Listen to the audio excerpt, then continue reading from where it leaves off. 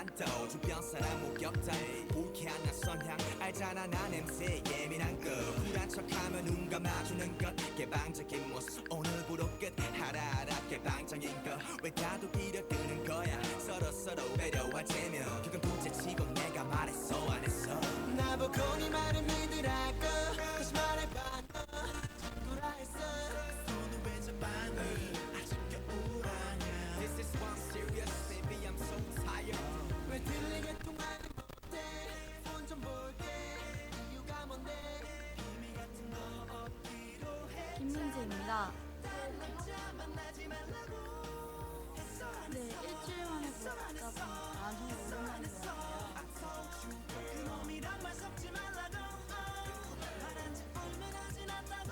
저는 그냥 그저 매일 똑같은 일상을 하면서 지낼 것 같아요.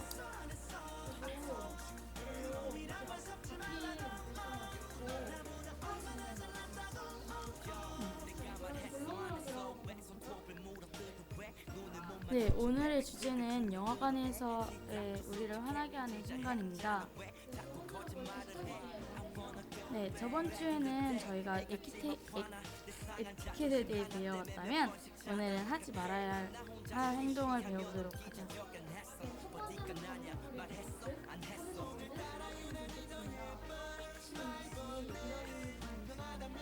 네, 아주 친구들이랑 가면 이제 카톡한테 울려요. 그럼 이제 어떤 사람은 계속 진동을 쭉 바꿔요. 그러다가 핸드폰을 딱 켜면서 촬영도 하고 그게 반복이 많이 돼요.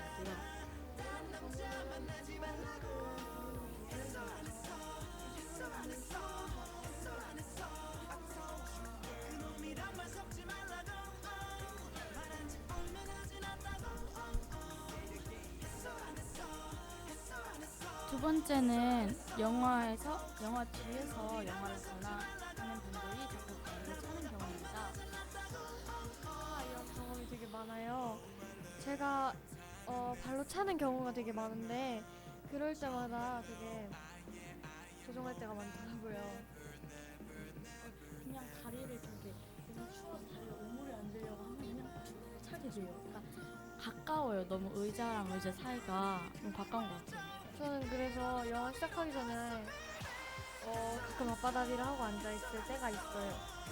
세 번째는 너무 과도한 리액션입니다. 보통 공포영화에서 이런 현상이 일어나는데요. 공포영화에서 무서운 장면이 나왔을 때 가끔 정말 과도한 리액션이 화가 날 때가 있죠. 네, 학교에서도 보면 이제 선생님들이 영상 같은 거 틀어주시잖아요.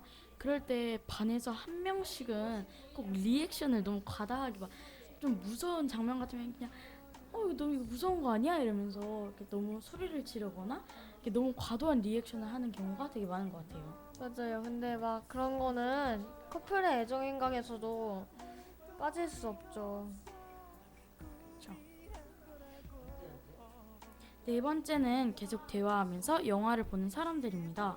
자꾸 옆에서 하나하나 해석하면서 보는 사람들 때문에 너무 혼난 적이 한두 번이 아니죠.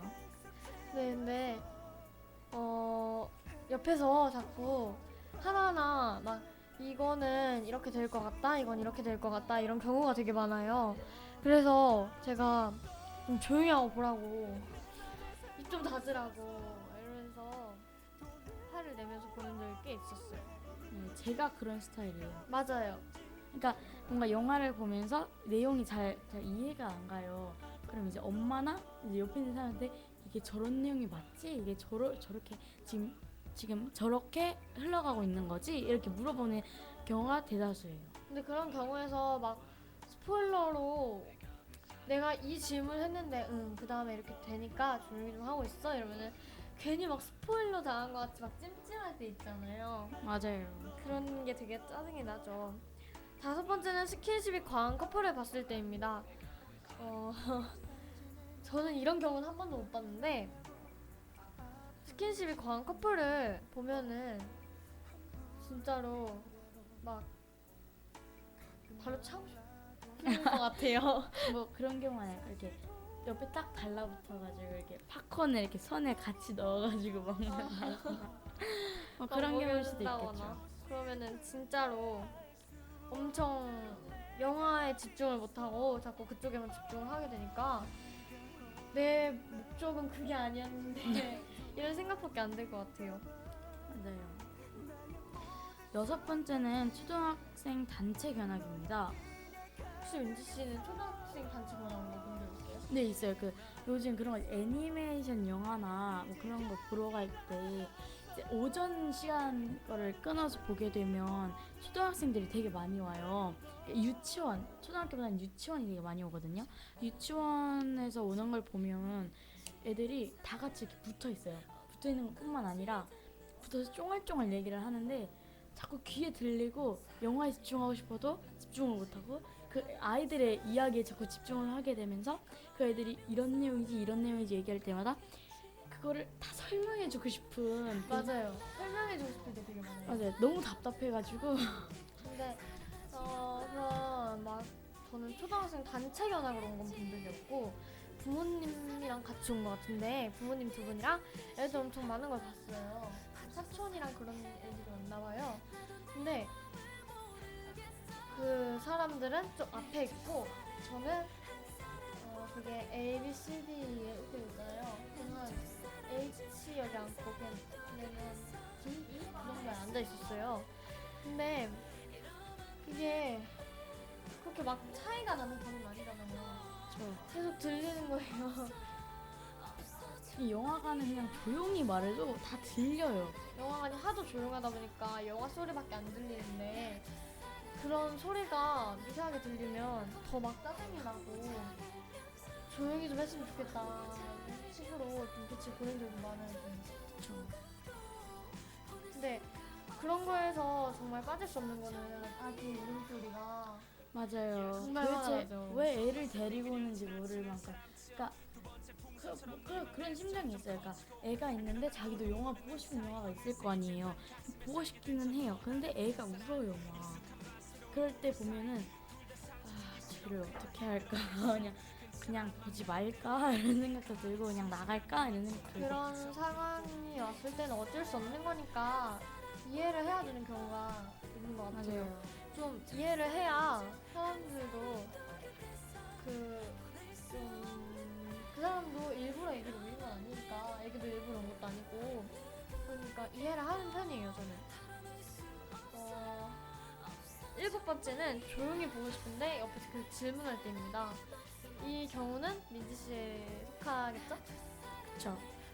제가요 어제 7번 방의 선물이라는 영화를 다시 봤어요. 근데 꽤 오래되긴 했는데 봤어요. 어제 민지 씨랑 미나 씨랑. 근데 계속 옆에서 얘기를 하니까 그냥 보지 말라. 이거 말고 너네끼리 볼 수 있는 거 찾아라. 나는 핸드폰 할게. 이렇게 얘기를 해서 결국에는 영화를 보다가 그냥 우리 보지 말고 얘기나 하자. 이렇게 돼서 얘기만 주구장창하고 12시 좀 지나서 이제 잔 적이 있는데 그 문제는 민지 씨가 분명히 저희끼리 얘기를 했잖아요. 하지 말자고. 제일 먼저 주무신 거 아시죠? 사실 저 그때 울고 있었어요. 발로 찼는데 내가. 울면서 했어요. 눈물 이렇게 고여가지고 울고 저는 있었어요. 민지 씨한테 가끔 진짜 화가 나는 게 아무 이유 없이 울 때가 있어요.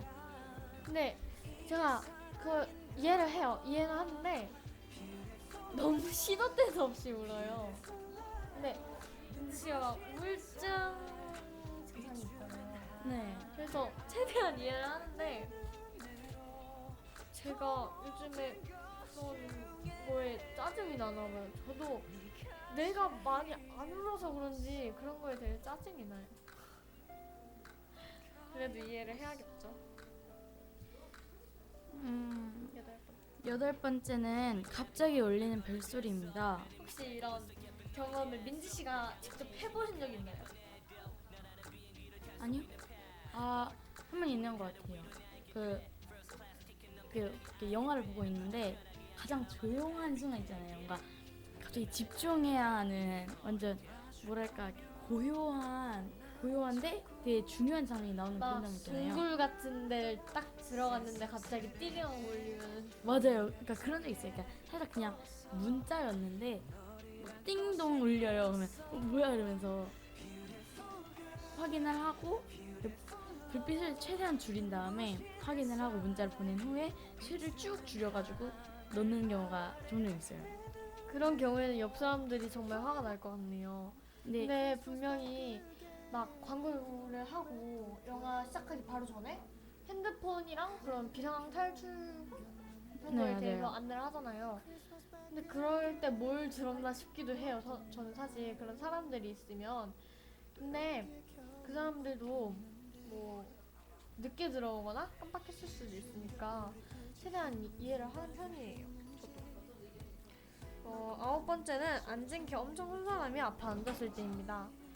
저희는 솔직히 롯데 프리미엄 원래 영화관밖에 거의 안 가잖아요. 저는 거기밖에 안 가요. 거기는 경사가 좀 심하잖아요. 그래서 사람들이 앉은 게 엄청 사람이 앉아도 다 보여요. 근데 저는 이제 그 고소공포증이 있기 때문에 롯데 프리미엄 아울렛은 잘 안 가요. 경사가 높다 보면 무서워요. 그러니까 영화가 끝나고 내려가잖아요. 내려가지를 못해요. 그래서 되도록이면 저기 메가박스를 가는 편인데 메가박스는 저 언제 그런 적 있어요. 맨 앞에 어떤 진짜 키 큰 사람이 앉아 있는 거예요. 원래 그런 사람들은 대부분이면 뒷자리에 앉는 게 전 예의라고 생각하거든요. 근데 앞자리에 앉아 있는 거예요. 한 중간 정도 안 보여요. 그래서 왜 앉아 있을까? 그러면서 나가서 왜 그런 거 있잖아요. 앉는 거 아래 이거 깔고 방석 앉는 거, 같은 네 거? 방석 같은 거 그런 거 가지고 와서 앉고 더 안 보이면은 옆 사람하고 자리를 바꾸는 경우가 있어요. 그건 옆 사람이 가족이어야만 가능한 네 일이죠. 맞아요. 가족이 있어요. 근데 저는 메가박스를 간 경우에 앞에 앉은 기가 엄청 큰 사람이 있다면 무조건 시트를 가져오고 저도 민씨처럼 행동할 것 같아요. 아니면 빈자리 가서 앉아도 나쁘진 않을 것 같아요. 근데 빈자리를 막 찾다가 딱 앉았어요. 근데 위에 화장실을 갔다 온 사람의 자리였다면 정말 쪽팔릴 것 같아요. 네, 처음부터 이렇게 확인을 해놔야 돼. 저기 비었구나. 나중에 저기 앉아도 되겠구나. 이렇게 해서 저는 그렇게 다 확인을 해놓고 영화를 관람을 하고 있어요. 저도 좀 그러는 편이에요. 저는 근데 다른 자리를 가본 적은 없어요. 저는 이제 그럴 때 있잖아요. 이렇게 저녁 새벽에 보면 사람들이 별로 안 오잖아요. 그럼 그때 이제 옆자리가 빈단 말이에요. 근데 그 큰 담요를 갖고 가요.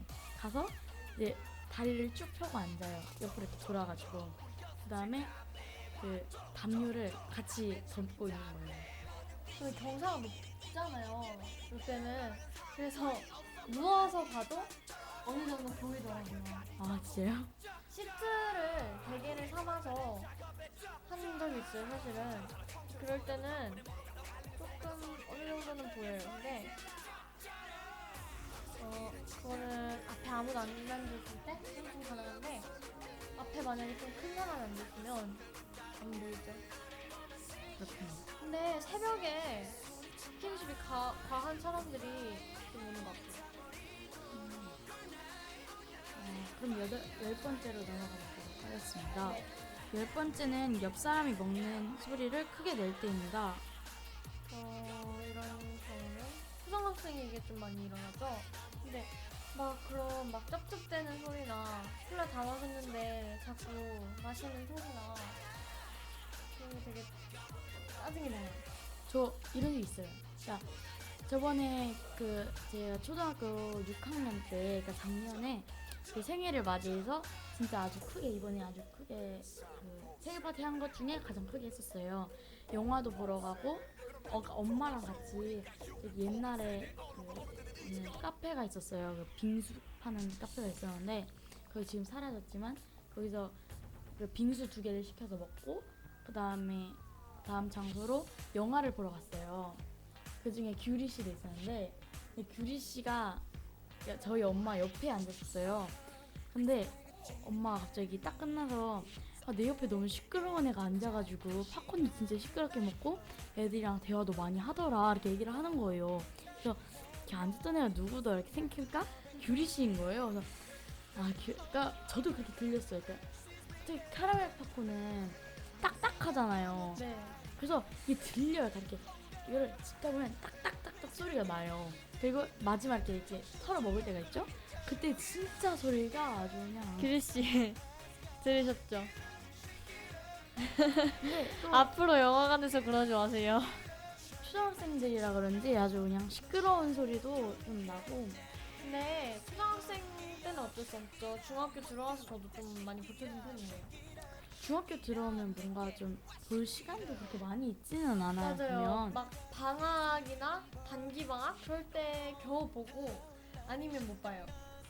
저는 그냥 평일에 저 저번에 뷰티 인사이드 나왔었잖아요. 영화.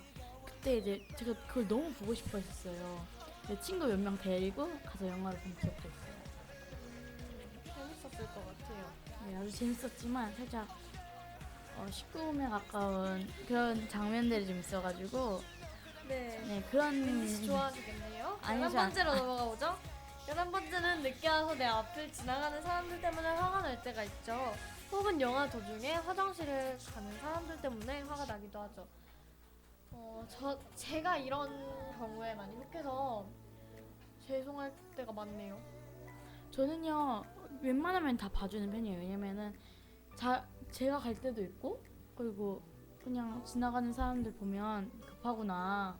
그리고 그때가 클라이막스가 아닌 나도- 경우에는 아닌 경우도 그렇고 클라이막스라도 어차피 빨리 지나가니까 그렇게 별로 큰 문제가 될 근데 거라고 생각하지 않아요. 그런 경우에서 참자 하는데 되게 화나는 경우에는 이렇게 걸어가고 있어요. 근데 하필 내 앞에 딱 멈춰서 다음에 같이 온 일행을 빨리 오라고 이러는 아 경우에는 맞아요. 좀 비켜주시죠 이런 얘기를 하고 싶은데 모르니까 지금 나는 이렇게 막 피해서 이렇게 보는데 가끔 정말 화가 날 때가 있죠.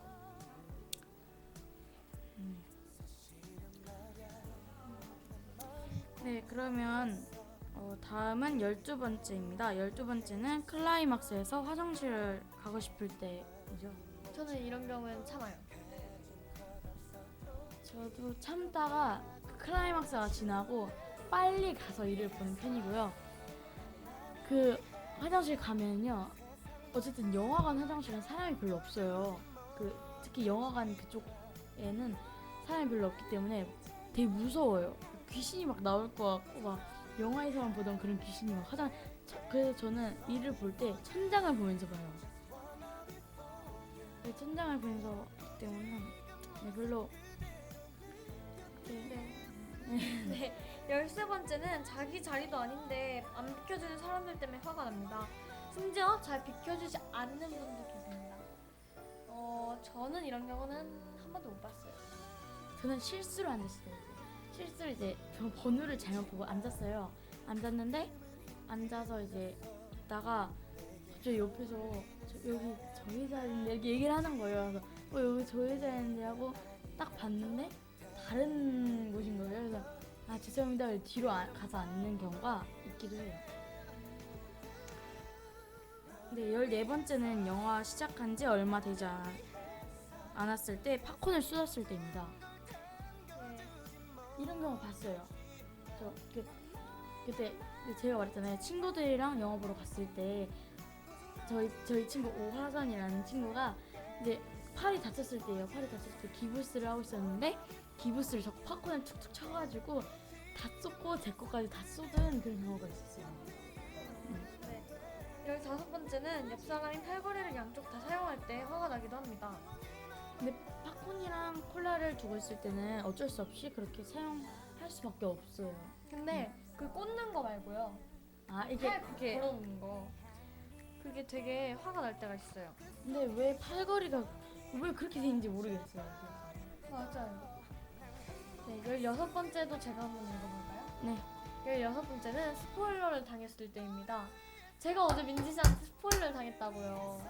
7번방에 선물을 보는데 이제 저거 전화기로 머리 때린다 이러는데 제발 입 좀 다물자 이러면서 또 이런 것도 있잖아요. 저 사람 한글 못 읽지 않아? 이러면서. 맞아요. 그런 경우가 있었어요. 네, 드디어 끝난 것 같아요. 네, 맞아요. 오늘은 특히나 더 길었나요? 길었던 것 같아요. 근데 그냥 사실 막 시나 노래 가사 읽을 때보다는 짧았던 것 같아요. 근데 원래는 저희 다 주제가 두 번씩 있었는데 오늘따라 한 번씩 있었기 때문에 이런 경우가 있었던 것 같아요. 네, 근데 여기서 끝이 아닙니다. 예? 네, 저희 이게 아, 맞아요. 어디서 일어난 거죠, 이게? 전쟁으로 인해서 어디서 일어났는지는 잘 모르겠어요. 쿠르디는 시리아 이 아이의 이름이 쿠르디인가 봐요. 시리아 북부 코바니에서 왔다고 합니다. 악명 높은 IS와 시리아 정부 관군들이 전쟁을 치른 곳입니다. 전쟁을 치른 곳인데요. 이게 어떻게 된 일이냐면요. 3살배기 아기 아일란 쿠르디. 아기는 검은 머리에 빨간색 티셔츠, 군청색 반바지를 입고 모래에 얼굴을 묻힌 채 잠자는 듯한 모습으로 엎드려 있었습니다. 마치 살아있는 듯 했어요. 잠을 자듯이 입가에 옅은 미소를 띈 채 팔과 다리, 얼굴이 생생했습니다. 아마 물속에 빠진 지 1시간도 안 된 듯 했어요 라는 그 사람의 질문이 있었던 것 같아요. 3살 아기 쿠르디는 오랜 시간 거친 파도에 휩쓸려 왔음에도 신발은 신고 있었습니다. 더 좋은 세상으로 떠나기 전 엄마 아빠가 신겨주었을 테지요. 쏟아지는 포탄과 굶주림, 눈앞에 끔찍한 죽음을 피해 보다 살기 좋은 유럽으로 가려다 지중해의 거센 풍랑에 목숨을 잃은 것이지요. 더 안타까운 것은 쿠르디의 엄마와 형 갈립 또한 바다에 빠져 다시는 돌아올 수 없는 곳으로 떠났습니다. 유럽의 안전한 나라에서 행복한 삶을 살고자 했던 가족의 꿈은 허망하게 사라져버렸습니다. 2011년 시작된 시리아 내전 이후 하루 평균 7명씩 1만 명의 아이들이 살아나고 있다고 합니다. 성인까지 포함하면 무려 22만 명, 22만 명이 이유도 모르는 전쟁으로 죽어간 거예요. 지구촌이 해결을 포기해버린 전쟁. 우리와는 상관없어. 난민 문제는 유럽이 알아서 해야지. 유엔마저 난민 문제에 손을 놓아버린 사이 3살배기 아기 쿠르디는 차가운 시신으로 변해 세상 사람들에게 안집 인사를 전했습니다. 그렇게 아무 말 없이 엎드려 있었습니다. 얼마나 많은 아이들이 더 희생되어야 어떤 더 심한 비극을 봐야 세계 각 나라들이 난민을 기피하려는 자세를 버리고 이들에게 손을 내밀게 될까요? 나가야 부디 이제 길을 떠나렴. 빛나고 순결한 영혼을 새 옷으로 갈아입고 밝고 환한 곳으로 가 행복하게 살거라 라고 그런 기사가 떴던 적이 있는 것 같아요. 근데 저희도 사실 8월 21일인가요? 네, 북한이 도발을 했던 그런 게 있었는데 그때도 저는 되게 무서워했는데 그냥 왜 전쟁을 하지? 지금 저도 전쟁할 시기가 그런 아닌 것 생각이 같았거든요. 그래서 왜 전쟁을 한다고 그러는 거지? 이러면서 별일 안 일어나겠지 했는데 역시나 별일이 안 일어나는. 네. 그렇게 북한과 남한이 정상회담을 할 줄은 근데 또 평양 찍어본 거 보니까 그 북한인들도 다 그냥 평상시처럼 그 자전거 타고 다니고 그런 걸로 다 보여졌다고 해요. 네, 남한에서도 별거 없는 주말로 사진 찍히기도 했었죠. 근데 저는 그런 거에 좀 되게 무서워하는 편이라서 특히 더 무서워했던 것 같아요. 네. 저희는 다음 주에도 더 좋아진 자유 게시판으로 돌아오겠습니다. 그럼 지금까지 에그리나 이유빈 김민지였습니다. 감사합니다.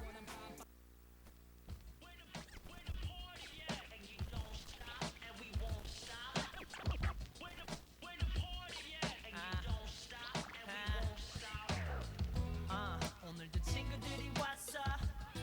Man, how you been? What's up? 여기 한 잔만 줄래? 제일 늦게 마시는 사람 술래? 그 녀석은 마시 샴페인.